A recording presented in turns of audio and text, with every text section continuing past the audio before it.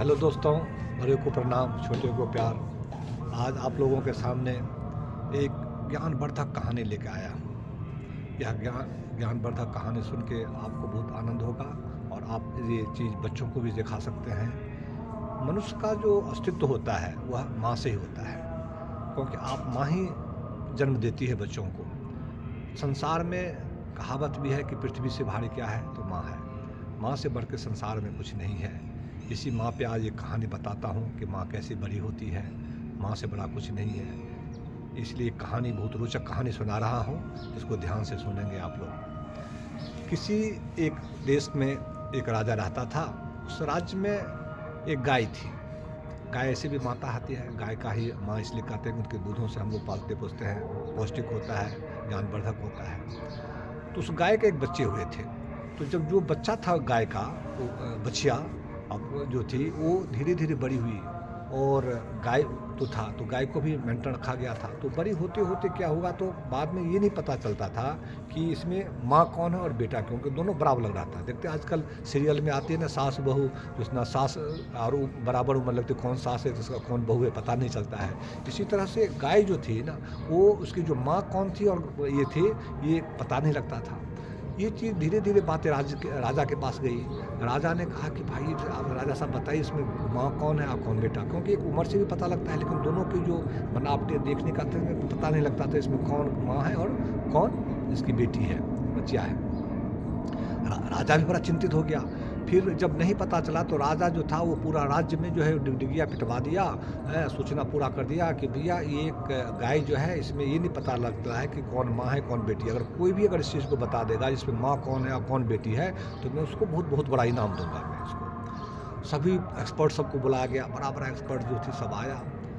सब बोला कि भाई साहब ये माँ है ये बेटी है, तो भाई बताओ कैसे है। उसका कोई उत्तर नहीं दे पाता था, जब ये कैसे क्या कारण है। कोई कुछ बोले कोई कुछ बोले। बहुत दिनों तक बीता गया, राजा को संतुष्टि नहीं हुआ है और ना कोई ढंग से उसका तर्क दे पाया और ना उसको कोई बता पाया।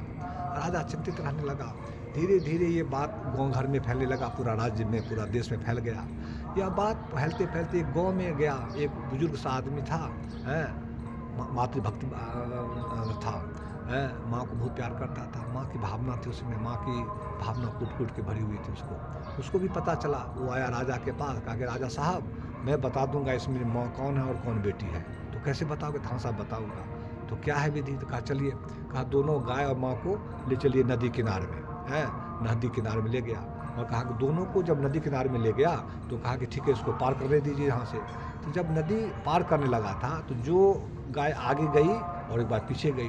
तो जो गाय आगे गई तो कहा साहब ये माँ है, और जो पीछे थी उसको बोला कि ये बेटी है।